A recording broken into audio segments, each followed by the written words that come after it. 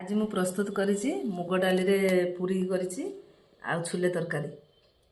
छुले को एठी आमे सिझे नेजे 4-5 घंटा आगे बतुरे देथिले तापरे 3टा कि 4टा सिटी पर्यंत आपण सिझिया पे छाडी देबे। तापरे सिझी गला परे आपण बाहर को काढ नेबे। तापरे आमे नेले तेल, अदा रसुन पेस्ट, चिकन मसला, चाट मसला, लूण, कटा पियाज, टमाटो, धनिया पत्र, किछि कंचा लंका को मझिरु चिरी नेबे। एठी नेली गरम मसला, तेजपत्र, फाळे लेंबू आ भुरसुंगा पत्र। एठी मु गुटा मसला रखिछि ग्राइंडिंग करिया पे भाजी की किछि धनिया, गुटा धनिया, गुलमरिच, लवंग, दालचीनी, सुखिला लंका आको हमें ग्राइंडिंग करिकी गुंड करनबा। तापरे हळदी, लंका गुंड, चीनी मु आपण मानु जे गुटा मसला देखैथिली सेटा मु गुंड करनेली आ किछिटा मु तरकारी पकेमी आ किछिटा मु पूरी रे अटा चोटला बरे पकेमी। आमे पूरी करिया पई एठी अटा नै नेले आपण माने भी मैदा नै भी करि परिबे।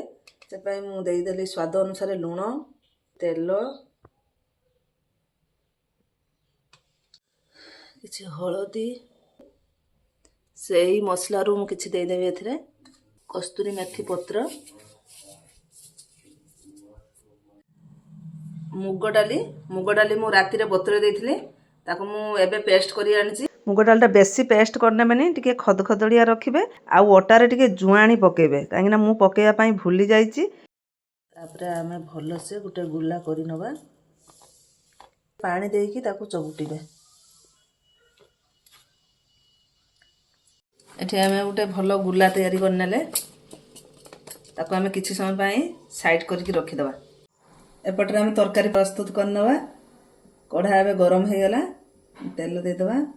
तेल एबे गरम हे गलानी, किछि 5 फुटण आमे दे देले, तेज पत्र, कटा पियाज टाको हाई फ्लेम रे भाजी नेबे जे पर्यंत गोल्डन न होई से पर्यंत।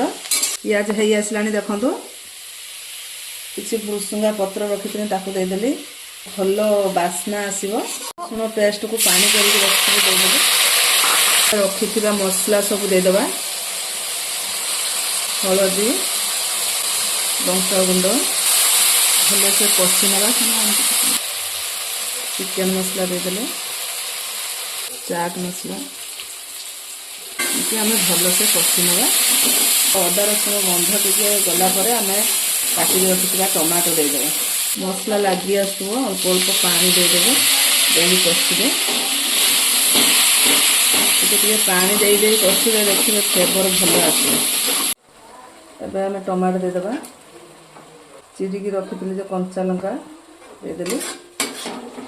आ गोटे जिनस देखो किछि सिझा बुट मु काढनेली, काढिला परे ताको मु ग्राइंडिंग करनेमी। मसला रे देले ना ग्रेवीटा भलो आसे।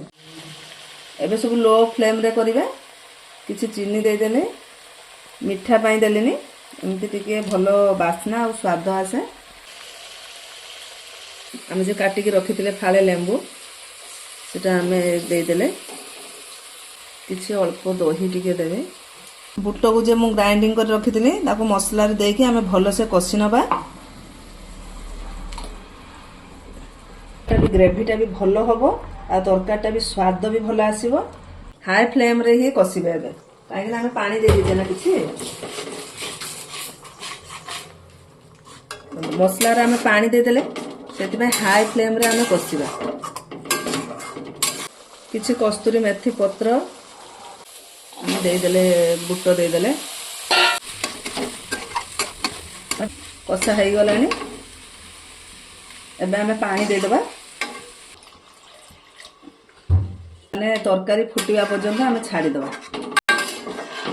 एबे फुटी आसिलानी, आमे एबे गरम मसला दे दबा। किछि काटी की रखिथिले धनिया पत्र दे देले। पटे आमे पूरी पई छोट छोट गुला काटी नबा। गुला काटी नै तापर तेल टिके देकी आमे बेली नबा। पूरीटा बेसी पतला कि मोटा करबानी, ठीक साइज रे रखि। देखो तेल गरम हे गलानी, आमे देई देले पूरी दे देले। देखो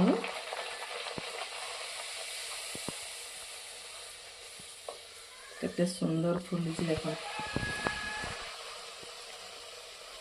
हाई फ्लेम रे रखिबे, लो फ्लेम करिबेनी, पूरी फुलिबनी आ तेल भी टाणी नबो। देखो हे गला, आमे अब काढी नेले।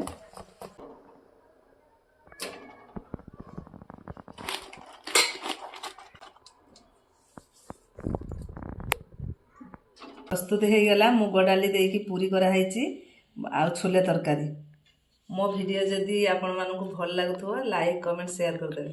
ରହିଲି।